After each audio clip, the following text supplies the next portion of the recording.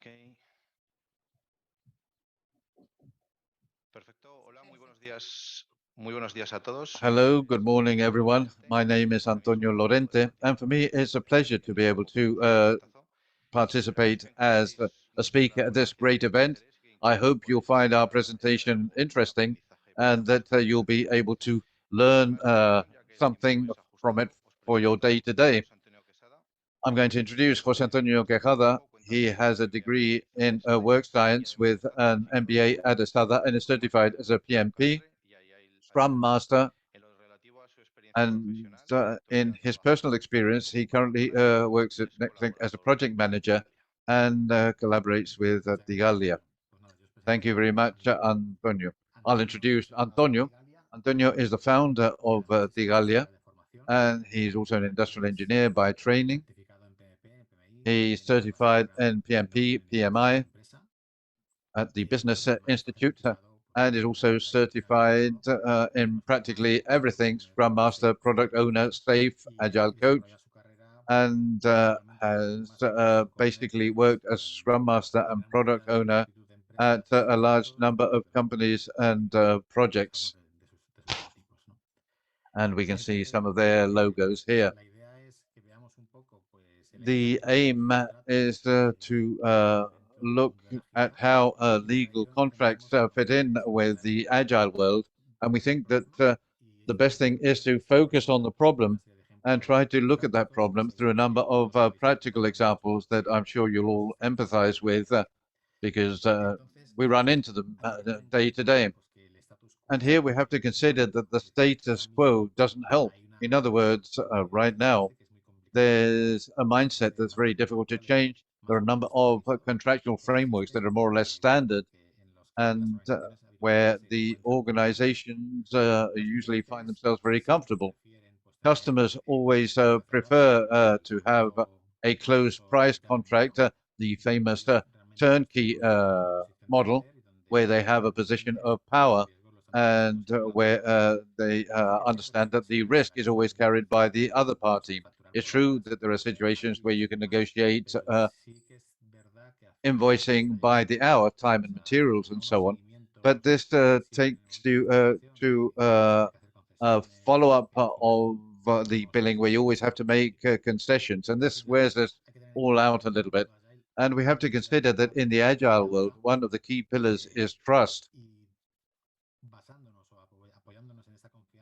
And based on this trust, we have to convince our customers that we don't want to be just another supplier.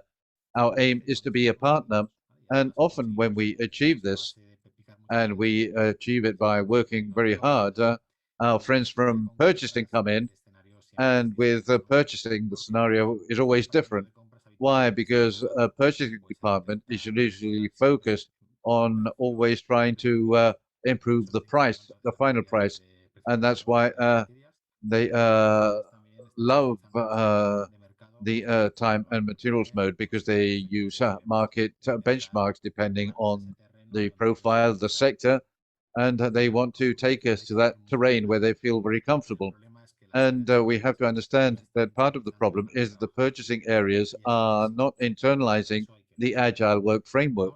That's the case, and we have to fight against that. We're going to see a couple of examples to be able to understand it a little bit more clearly. And they're real examples that both Antonio's and mine experienced this year. I'm going to give an example of an oil company that at the beginning of the year asked us for a project that for them is very straightforward, where we have a kickoff on January 17th, a Monday, and they say in 2 weeks we want to set up a customer service system in Cellfox and we want to start it right away. We have a budget of X thousand euros, and this is a scope, one line for customer service. What are the requirements? No requirements. The person responsible for that oil company certainly says, okay, well, let's just make it agile. It's one of those sentences. Well, we're delighted the customers want to be agile, but so in the end, what happened? Well, if 17th of January was a Monday, on Thursday we still didn't have any requirements, the customer was reluctant in providing requirements, and it was all problems. So, what was the reality? That in the end, the deployment was on March 28th. And if the initial estimate was X, the actual cost was 3X, three times as much. And we have to consider that you can't work in an agile framework with a closed budget and with unknown scope. In agility, change is welcome, but obviously, if we have a closed estimate with no requirements, it's very difficult to work. Let me give you another example. Telco, a well-known company, where that agile mindset has been introduced. They've been working on it with new with methodologies, and the contractual model that they defined was billing based on history points. You might think, great, they're using one of the elements, key, within Scrum, and linking it up to billing. The more value you deliver, more we're going to bill. Customer happy because they have a lot of value, and who executes also a little better because the more value they deliver, the more they bill. So this is a perfect model, but it couldn't be further from truth. So what really happened was that model was corrupted. These sprint planning meetings and for fine tuning, refinement of a very specific purpose are endless. The size of the user stories and epics are no longer focused by complexity, but rather by their potential price. And then certain workarounds for compensation are developed, which are not healthy. Closing of the stories takes forever because the customer knows that as soon as they close the story, it impacts billing. In fact, the managers are forecasting the history points that they have to deliver. So the approach wasn't very healthy. So what we came across here in the end was that the contractual model, you have to realize that it has to be good to establish a working model where both parties' interests are taken into account and to help solve problems, not something that corrupts. The model has been so difficult to attain, to work with agility and just base it on invoicing. So let's look at the possible solutions that Antonio is going to talk about. Gracias, José Antonio. Before we go into the key points here that I needed to address and present potential solutions, perhaps we need to just quick review of agility and Scrum, which is probably what I use the most often. Why? Because when you're thinking about the hiring model, we need to take into account these inputs to start to first to show the spirit of agility in these reflecting spirit of agility in the new contracts. So we need to promote adaptability, transparency, and empirical information in the contract. When we take into all this into account, when developing uh, developing the model, the return will be much better. To determine potential solutions, we must bear in mind different factors. But first of all, we're here with we're facing a difficult problem where many different parameters, variables play a role. You might only build user stories that have been validated or history points as at a fixed price. That probably will not work. Does it does it provide an answer to a complex solution? To a complex problem? We'll have to look at which solutions we can adopt and certainly stay away from the simple, straightforward solutions. The business model that our customer has and other different variables need to be taken into account when it comes to designing a new contract. Every contract is an opportunity to analyze who's going to be our travel companion for at least a certain period of time. This is an opportunity to understand their problem. What's their problem? What solution best adapts to them? And which way can we best adopt a solution that provides the most value? So to have a workforce contract, as you say in Spain, coffee for all, is something that we stay clear from that because we not take into account the specificities of each ¿Con qué customer. alternativas podrían adaptarse?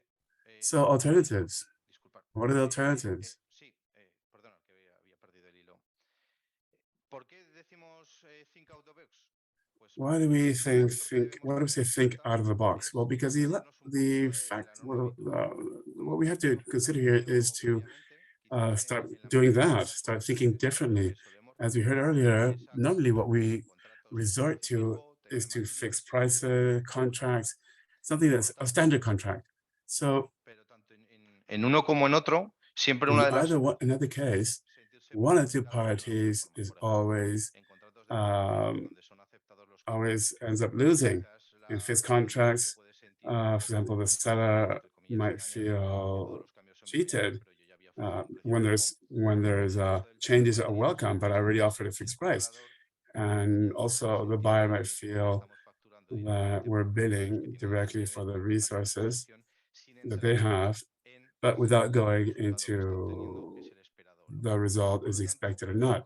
So contrato it depends on the type of contract you desarrolla esa sign. relación So the contract is a starting point of the relationship. y se comienza And porque debemos reflejar las necesidades de ambas so partes. it must Porque si reflect no, the needs of si no both conseguimos parties. reflejar If las we don't necesidades do de ambas that, partes, if we lo que don't conseguiremos es introduce que mutual posteriormente las needs, then what's going to operaciones happen is subsequently we're going to have se frictions vea and impactada problems negativamente. that will Como impact comentaba José Antonio, negatively pues pueden the surgir project. suspicacias As Jose si Antonio estamos said, definiendo por encima de las we metas might o se están dilatando la people might be disponibilidad del suspicious. usuario porque tienen un problema de presupuesto y quieren entrar en en el ciclo de They, facturación.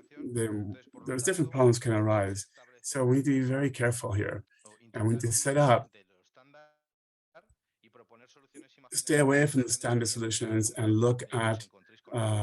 Tampoco at será how to address siempre it que tengáis with the madurez customer. en términos It's different to comerciales. talk Puede que about hayáis a hecho mature, cosas different with a mature similares customer que that con you've done otro 7 projects with y another que customer todavía where you've never os conoce haven't started working it, you haven't worked it yet, and a customer that doesn't know anything about ¿Con qué agile alternativas methodologies. podríamos So what contar para alternatives do we have conseguir in mejores order to resultados? adapt Pues to en primer agile lugar, model? Well, the el first primero one is sería un the costos first más fee. the first En contract este will tipo de be contrato lo costs que se plus establece fee. para el vendedor And here, what establishes the son los seller costes reales más los honorarios is real necesarios cost plus the que se pagan appropriate al inicio del trabajo. uh, El honorario no varía con los costes per reales, diems. por lo que el vendedor no tiene ningún incentivo para aumentar o inflar los costos. Los So honorarios se pueden ajustar como resultado de los cambios the fees can be existentes. adapted based on any changes. The Por cost ejemplo, will un be contrato sería los as costos per relativos al stated, proyecto so más cost of the un project, honorario and then you'll negociable, have que a podrían ser, por fee ejemplo, de that's 5 euros. negotiated El whatever sum. segundo, The second one, modelo de contrato que the podríamos second model that optar, could be pues podría adopted ser un contrato de is costos más a honorarios y contract incentivos. that contemplates En costs plus este fees, caso, se proporciona el which listado includes de reales incentives. pagos, Here, what you give is coste the real seller, más un you give them a honorario list y of se real calcula costs plus a basándose fee that en will si se cumplen adjusted los objetivos based de on whether desempeño the específicos performance previamente objectives are previstos en el delivered contrato. as per the En este tipo contract. de contrato, lo que se In this hace kind es of contract, what you un do estimado is general you work del out costo an total y estimate, a se total determina cost, un honorario and por you el trabajo. determine El also a vendedor, en fee este for the caso, work obtiene conducted. un The porcentaje de los seller ahorros gets a si las utilidades percentage son inferiores al coste total o of the si por parte savings plus the solicitado cost, con el comprador. or you Un share ejemplo concreto para este surcharges caso, or pues surplus los costs objetivos son 500.000 with the euros, buyer. So pues if son you, unos so it honorarios could be esperados de 50.000. 500,000, that's 50,000 En el in que han fees. llegado al acuerdo entre el comprador y el vendedor, And this is something that cualquier both ahorro agree o on. sobrecoste será repartido entre Any ambas partes. savings or Por ejemplo, un 80% para el comprador uh, y un 20% excessive para el costs will be vendedor. shared equally among Por both parties último, or whatever otra proportion that alternativa they decide. que podríamos que Lastly, podría funcionar another sería alternative un that could sistema de work honorarios por is cost cumplimiento de plus objetivos. fees En esta solución, based el comprador on paga todos los costos y un honorario base más otro en retribución, objectives, con base, achieves con base objectives. al So desempeño. a bonus based on the Este es similar performance. al anterior, a As a fee plus excepción cost, de similar to que number el sistema two, posible except recibe, that the en incentive lugar is de una in the first one posible is retribución o penalización. there is La cantidad no de cumplimiento de objetivos se determina por adelantado y se distribuye según el desempeño. Un so ejemplo, again, pues cuanto más let me give an costes, más example. honorarios More básicos, más costs, honorarios more específicos de basic, desempeño more especificados fees, por el comprador and y then además un we have to porcentaje look sobre el also variable de at a maximum remuneration of X. All three of them, we need to remember the values of Agile and the pillars of Scrum to ensure that transparency and collaboration must be the key element, because we're sharing with the customer our costs, our structural costs, our project costs, plus our potential earnings. As for indicators, performance indicators, we could look at different solutions. For example,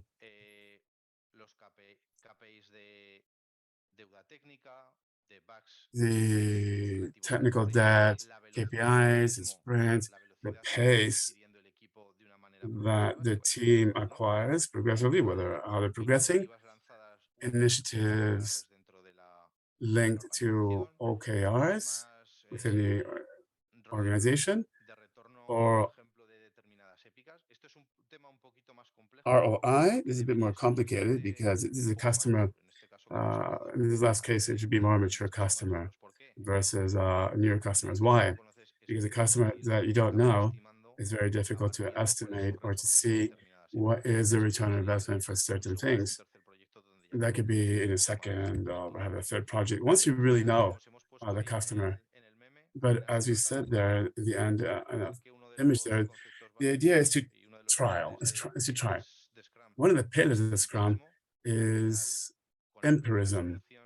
And with the first solution that works will very likely not be the final one. So it's all about testing, and you'll be able to pivot and address and work for the customer's main needs. But if you don't test, if you don't try, you probably won't arrive at what might work best for you to enhance the relationship with the customer and be able to deliver the highest value to the customer in the project that you're doing for them.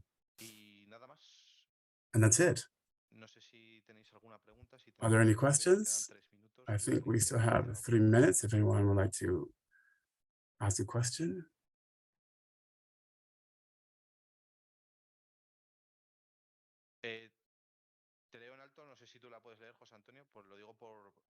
I'll read it in case you can't see it, José Antonio. It looks like you spoke about billing based on history points and higher value and greater value. How can you establish a relationship in between these history points and the points and value points? If you do it by points and not by objectives, it shouldn't be based on history points or value points. Well, when you build on history points, it's a simple solution that might fit, might work, because you're using a Scrum concept. But actually, in reality, you might need a more complex solution. I don't know, José Antonio, do you have a comment?